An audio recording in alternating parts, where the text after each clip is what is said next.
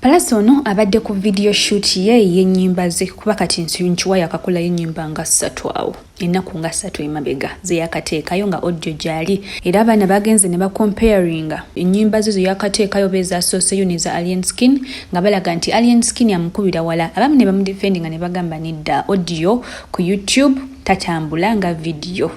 Naye ng'ate bambi azze wano nabeera ng'ate addamu ebibuuzo ebimu ku bye bamubuuza era nga ku bimu byagambye nti agenda kubanga akola kampani esengusa era n'ecleaninga nti bw'oba oyagala kusenguka anytime from now agenda kuba ate kampani agigulawo ajja kuba ababulira details maaso awo ate era n'abaagala okuba nga babalongoosezeewo abwe kampani egenda kujja.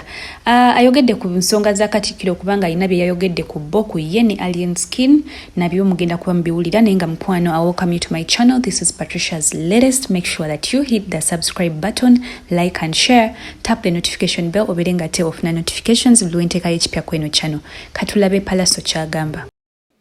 Kampani njagala giggulawo, njagala kugulawo ebintu bingi, njagala kuyingira mu real estate business, ebyamataka, ebyokumpangisa kampani yange okujja okulongoosa amaka abagagga bali balina mansions, ngenda kuyingira mu byamayumba, ngenda kuba osobola okumpangisa nenzija nenkola ki netulongoosa.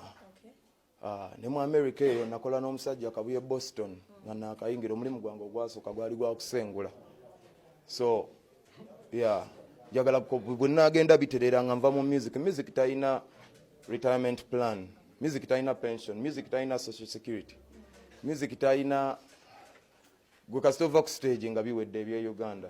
So kati awo mukoona ndabawo, so natandise okulaba nga nsonda ebyetaagisa okukola kampani y'okusenguka era mugenda kuba mundaba erinnya mujja ddiraba nja kukola kampani ng'esengusa gwe oyagala osenguka ng'otukubira nga tujja tukusengula abaana tugenda kuba nabo professionally.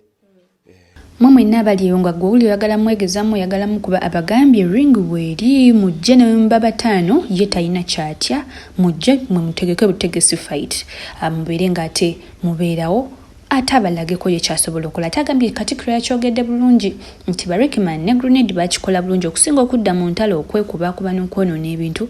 Lwaki tuba tetutegekayo okulwana ne tugenda ne tufunayo kamaki ne twewaamu.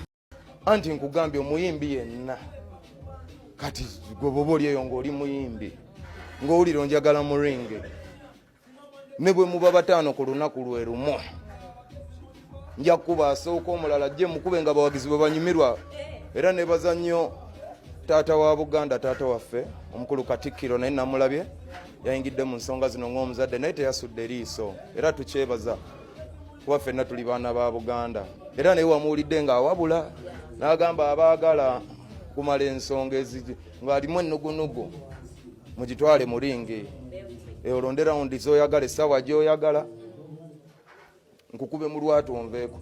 Agenze ate n'addamu ekibuuzo ekyo kye mwabadde musinga okwebuuza n'okubeera nga mumwogerako nti ye we yagenze n'abazadde kati ani munene ate nga ye Alien Skin yagenze munagamba nedda. Captain Mukula oyo golaba mukwano gwa kamiliyoni ate teyasobola kugenda kulaba kamiliyoni nga mulwadde, so kyova olaba yagenze n'ayita mami ne daddy babeerewo ate nga nange mumanyi nti no waliwo ebyabaddewo kati ate nange kyekyantutte wabula tebagenze lwa nsonga zange ziri. Zino ensonga zaffe zadde tezeetaaga bazadde, zino nsonga za byakuyimba. Bazadde bange si bayimbi, badde bazze ku lwa mwana gwe balwaza kamiliyoni mukwano gwa Captain Mike Mukula. Bagenze nabo olw'ensonga Captain Mike Mukula mukwano gwa famire yange ebbanga ddene mukwano gwa kamiliyoni. Captain Mike Mukula tiyasobola kwesitula kujja kulaba kamiliyoni mu ddwaliro, so ng'abazadde bwe yalabye ensonga n'abayita ajja ayogereko nabo ku nsonga za mukwano gw'omwana waabwe era n'abaako n'akatono ke yabasituliddeyo n'abawa n'abagamba bongere okujjanjaba omwana.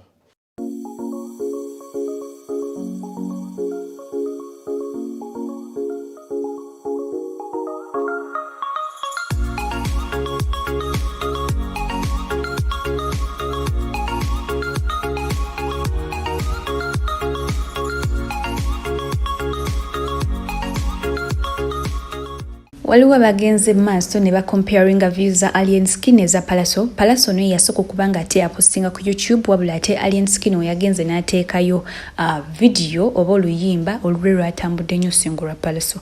Era bavuddeyoko ne bamudefendi nga bagambye audio tatambula lwa nsonga no tanakola video, yabadde tanakola video za nnyimba ezo. Ne bagamba audio muno etatambula ku YouTube nga video. Naye kati anyway bali mukola video, katulinde tulabe nchiwa Pallaso anafuna ku views eziwera this time round. Nenga mukwano nkujukiza nti this is Patricia's latest. Make sure that you hit the subscribe button, like and share, tap the notification bell oberenga te ofuna notifications biwenteka ipya wano. Thank you so much for watching. Bye bye.